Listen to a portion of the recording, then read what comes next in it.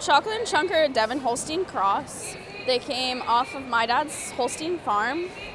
I find the bulls and he'll breed the heifers, pretty much.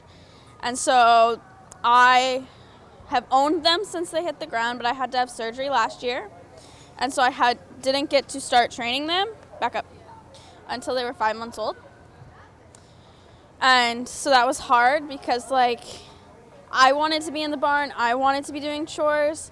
I have another team of steers that is my favorite team. They're my babies. They're 2 now, and I won't get rid of them because they weren't my first team, but they were my first team that I was everything kind of clicked, because each team teaches you something different. And so with Spark and Red, everything clicked, and I took what I knew from Spark and Red to the Devons. Well, Herefords and Devons are very different, and so the Herefords were calm, cool, collected, and the Devons were more of, Are they more temperamental? Yeah, they're more temperamental, and they feed more off of your energy. Okay. There's days where I come home from school and I am in our auto program. So if something went wrong with a car, I'm going to be mad. So I won't work these two because I know they're going to feed off my energy. If I go out mad, it's not good for anybody. Number 81, Amanda Ferris from Braintree, Vermont. What were the different obstacles you had to go over? We had the hookup, which wasn't timed, but it usually is. And you want to have a fast hookup, that way your time will roll over to your course, because most judges are oh, you have 7 minutes to do this entire thing. This judge was not that way, but we still had to hook up. And so that's an obstacle in itself to get them hooked up, because they don't like to step over things. They don't like to back up. They don't like to do it sometimes, and you have to train them constantly to do that.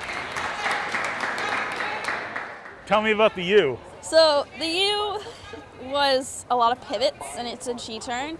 Your off tire is the hardest tire to use on the cart, just because you can't see it.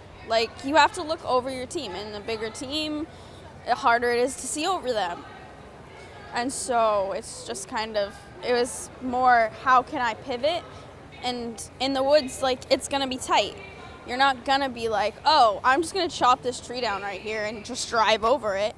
You have to maneuver around everything, and that's what the cart course is all about, is figure out how to maneuver around everything.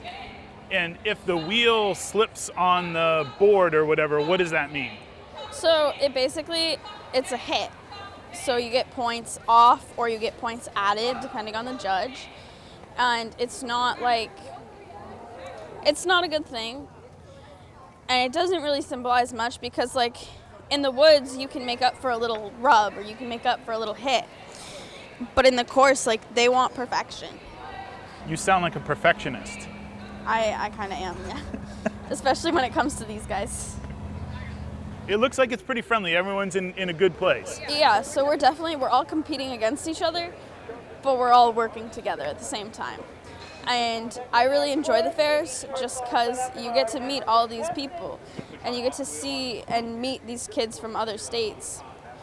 So New Hampshire is really close to Vermont. I go to a lot of New Hampshire fairs, and so I have a lot of friends from New Hampshire, and so I spend a lot of time in New Hampshire.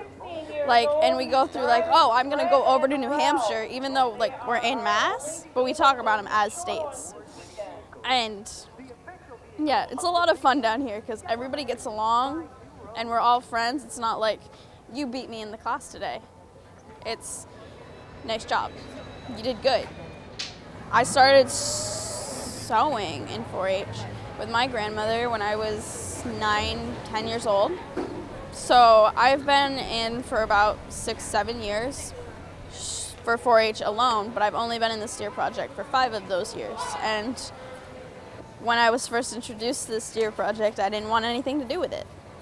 But then I went to more meetings, and I went with my brother, and actually one of the leaders from New Hampshire was at a clinic for my brother's 4-H group, and I was there because I was like, oh, my brother's here. I have to be here. And he was like, well, do you want to try and drive this team that he had happened to bring? And I was like, sure, I'll try and drive him. And I hooked him to a stone boat. And from there, I fell in love. And every time anybody asks, I'm like, it was Todd. It was Todd Corser who got me hooked into this. A New Hampshire guy. New Hampshire, yes. New Hampshire got me hooked.